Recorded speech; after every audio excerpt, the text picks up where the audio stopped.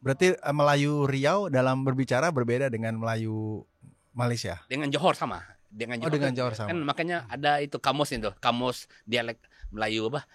Johor kan, Johor. Riau Lingga, Johor sama.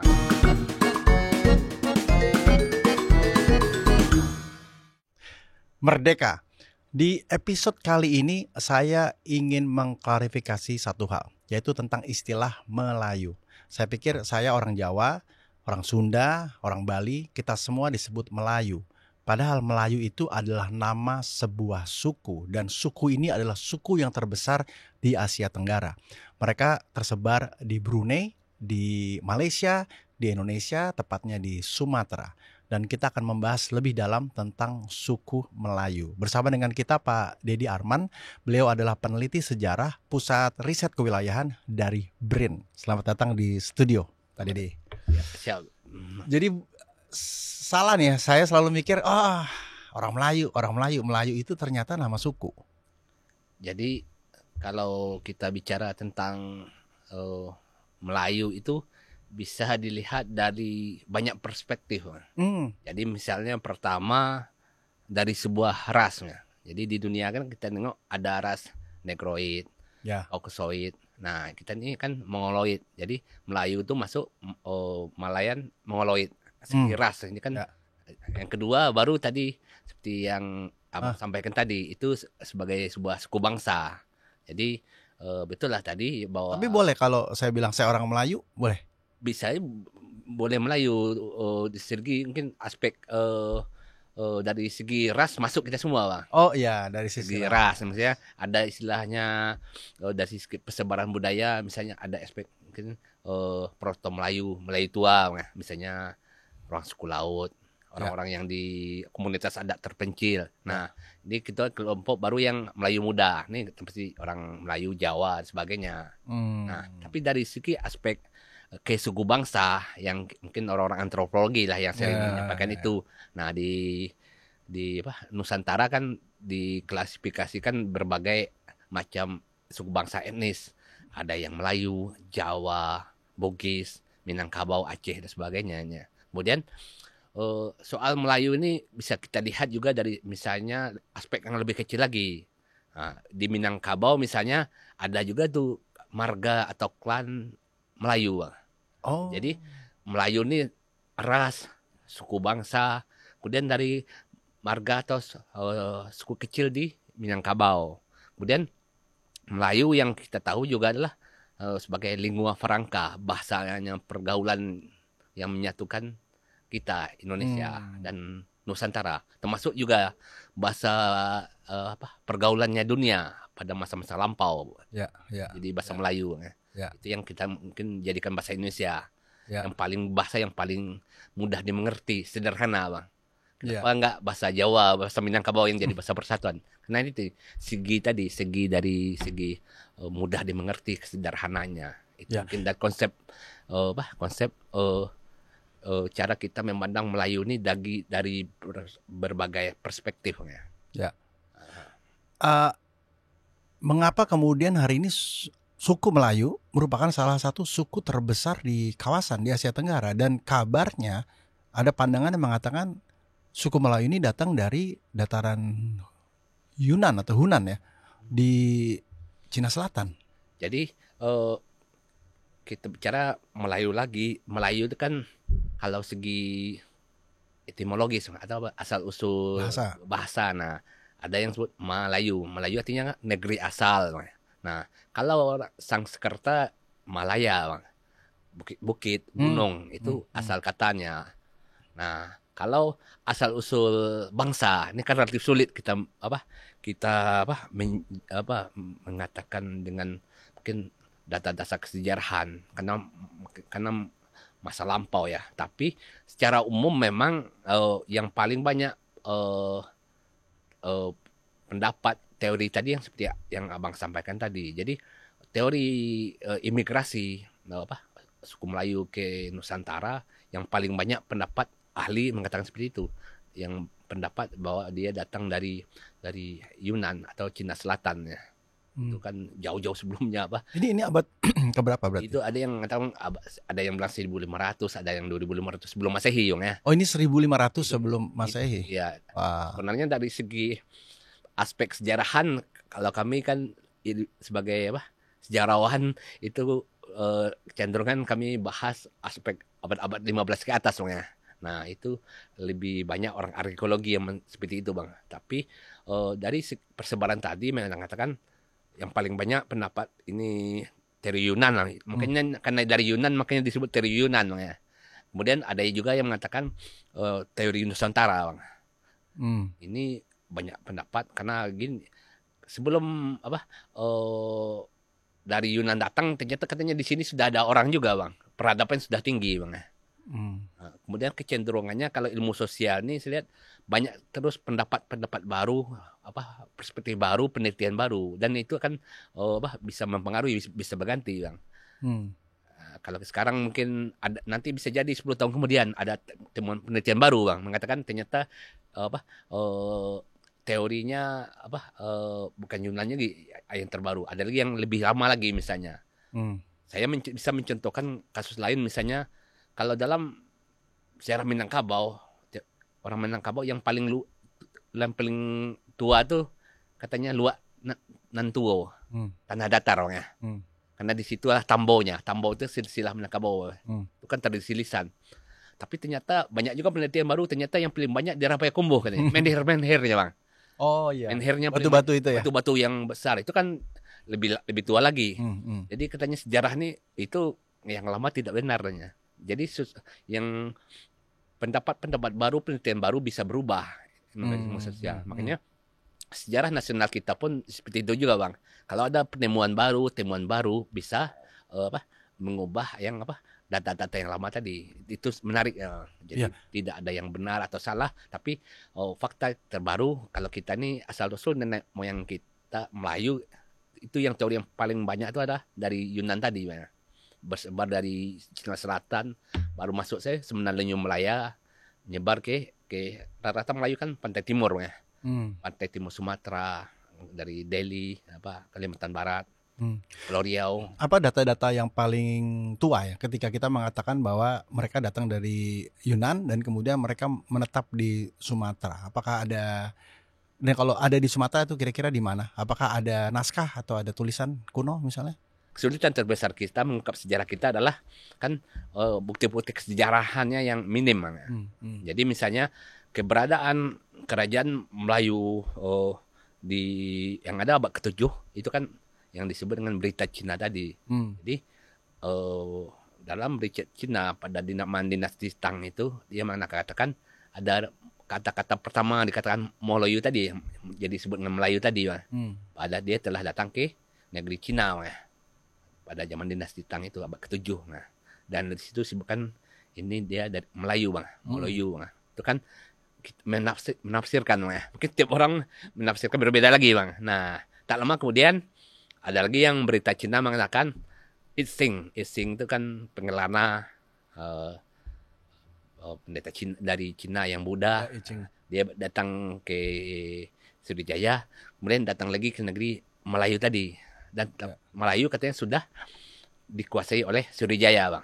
Kan sezaman Bang. Itu kan rentang waktunya ada 641 sekitar 670 berapa tahun kemudian kan.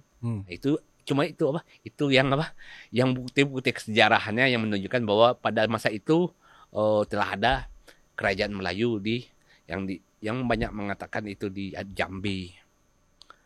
Kemudian jadi masalah lagi adalah berapa abad kemudian tidak ada informasi terbaru. Kemudian abad ke-13 muncul lagi ada namanya di Dharmasaraya Aditya-Warman. Ada muncul tentang ekspedisi Pemelayu Singasari. Itu kan berapa abad kemudian, abad ke-7, abad ke-13. Jadi sejarah kita masa lampau banyak menurut saya missing link, mata rantai yang putus tadi. Ini menarik karena berarti ketika suku Melayu masuk ke Nusantara, mereka beragama Buddha. Awalnya kan kita nih Hindu Buddha semua Bang. Ya, Hindu Buddha ya. Hindu Buddha kan, makanya Sriwijaya kerja Buddha kan. Ya, nah bagaimana transisinya kemudian menjadi, karena sekarang hari ini Melayu sangat kental sekali dengan nilai keislamannya. Jadi bagaimana proses itu terjadi dan apa yang terjadi pada masa itu? Itu yang menarik menurut saya bahwa pada masa lampau itu wilayah kita Nusantara ini luar biasa Bang. Kita didatangi beragam bangsa-bangsa dunia di Kepulauan Riau tuh, datang dari Yaman, Arab, datang dari dari India Bang. Itu kan mempengaruhi kebudayaan kita, terjadi perkawinan silang.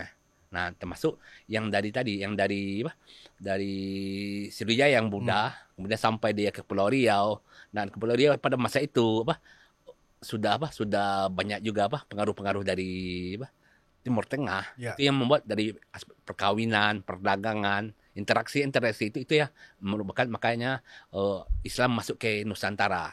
Islam masuk ke Nusantara, kita tahu kan banyak teori Bang ya. Ada yang bilang abad ke-7, ada abad ke-13, Hamka abad ke-7 kan ya. Itu yang melalui asimilasi tadi, perkawinan dan sebagainya Bang. Sampai kemudian kita tahu pada masa lampau orang-orang dari luar, termasuk dari Arab, dari India kan masuk ke kadang struktur pemerintahan Bang ya, melalui perkawinan dan sebagainya. Kemudian mereka jadi masuk kekuasaan. Siak terakhir kan itu keturunan dari Arab yang jadi sultan. Itu pun di Pontianak dan sebagainya. Jadi di kerja-kerja kita ini yang dulunya awalnya Buddha, kemudian Islam, kemudian etnisnya juga berbeda, suku bangsanya. Itu yang menarik, itu keragaman kita Bang. Apa warisan dari suku Melayu pada masa itu yang kita lihat sampai hari ini? Kalau saya lihat, kalau kita bicara tentang Melayu sampai hari ini, saya lihat banyak warisan Melayu Bang ya. Warisan Melayu yang bisa kita lihat adalah menurut saya termasuk dengan kuliner juga Bang. Kuliner juga. Kemudian syair, hikayat Bang ya. Oh iya, itu kaya sekali ya. Kaya dunia Melayu kan sangat berpantu, kan sangat kaya Bang, syair kan. Ya. Jadi makanya sumber-sumber sejarah zaman dulu lebih banyak tradisi lisan tadi Bang ya. Hikayat. Jadi itu yang menjadi kayak Melayu itu asal muasal kita kembali ke zaman sana Bang. Zaman ke Timur Tengah kemana. Ya. Termasuk orang Minangkabau. Kalau disebut asal usul Minangkabau dari mana Bang? Katanya asal usulnya dari Iskandar Zulkarnain. Dari mana? Dari Yunani sih. Sampai turun ke Nusantara. Kan kadang cerita rakyat, tradisi lisan itu kan fakta kesejarahannya lemah, tapi kan sangat dipercayai oleh masyarakat kita Bang. Ya. Karena saya ingin mencari sisa-sisa atau tanda-tanda dari peradaban Cina dari Yunan yang kemudian dibawa menjadi sebuah kultur dan budaya, tapi kita kebanyakan melihatnya justru dari Melayu Islam ya. Tapi saya lihat, katakanlah kalau kuliner gitu misalnya. Kalau saya lihat bangunan ya saya lihat banyak bangunan kita Jadi bangunan saya kemarin penelitian tentang masjid kuno yang ada di Kepulauan Riau. Jadi itu rata-rata arsiteknya malah dari Cina ya. Kemudian di situ banyak ornamen masuk keramik dan sebagainya dari Tiongkok ya. Ini kita bicara masjid-masjid kuno ya? Ya masjid-masjid kuno Bang. Artinya masjid-masjid lama itu. Kemudian ada yang kemudian belakangan banyak tipe bangunan kolonial Bang ya. Tipe bangunan kolonial pengaruh Belanda kan. Ya. Nah, kalau pernah saya lihat penelitian kami di Pulau Buru Bang. Pulau Buru itu di Kabupaten Karimun, Pulau Riau. Ini ada masjid, di sebelahnya ada kelenteng. Ternyata dibangun pada saat yang sezaman sama Bang. Sama, ternyata di masjid itu ornamen Tiongkoknya nampak situ Bang. Di situ. Jadi ini bangunan ini dipengaruhi oleh orang yang membuat kondisi zaman ya. Nah, itu menandakan bahwa pada masa lampau orang Tionghoa itu sudah ada di daerah tersebut.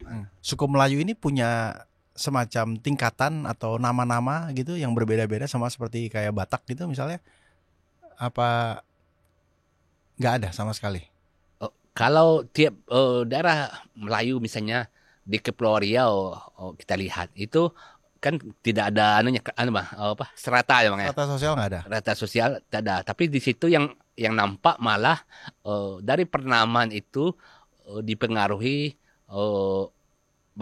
orang Melayu ini dari mana. Misalnya di Kepulauan Riau banyak orang bernama raja di depannya. Raja, Raja Dedi, Raja apa-apa. Nah, kalau raja itu dia penanda dia campuran dengan Bugis, Bang. Keturunan Bugis, Bang. Betul, betul. Jadi pada 1722 saat pendirian kerajaan Riau Johor ada di Kepulauan Riau, itu antara petinggi Melayu dan petinggi Bugis bersebati, Bang, menandatangani kesepakatan bahwa mulai sekarang di Kepulauan Riau orang Bugis dan Melayu menjadi satu. Maka di saat itu sekarang kalau di Kepulauan Riau kita berjumpa orang namanya raja, itu adalah orang Melayu atau Bugis. Bugis. Tapi kalau ada nama-nama Said, Sarifah, pasti itu dari pengaruh Arab. Di Kepulauan Riau banyak sekali, Bang. Pak Dedi, hari ini kalau kita bicara tentang anak-anak muda Melayu ya, bagaimana mereka memahami ini? Apa yang kemudian jadi tantangan dari para senior, para tetua yang kemudian melihat ini memang kemudian harus dilestarikan, dipahami, dan bagaimana kemudian relasi antar anak-anak muda Melayu ini, apakah ada asosiasinya dan bagaimana mereka kemudian memahami dan menyadari tentang suku atau kesukuan Melayu mereka? Jadi yang menarik menurut saya adalah di Indonesia ada 2 provinsi yang membuat tagline slogan daerahnya yang ada embel-embel Melayu. Pertama Provinsi Riau. Jadi dia sejak 2015 mereka membuat tagline slogannya itu Riau Homeland of Melayu, Bang. Di Riau tanah tumpahnya Melayu. Itu untuk pariwisata di mana-mana, itu acara-acara. Ya. Kemudian bagaimana kebanggaan terhadap Melayu ke masa lampau. Hanya hari ini apalah. Jadi tiap Jumat kantor-kantor pemerintahan mereka berpakai baju kurung Melayu, Bang. Pakai tanjak tutup kepala.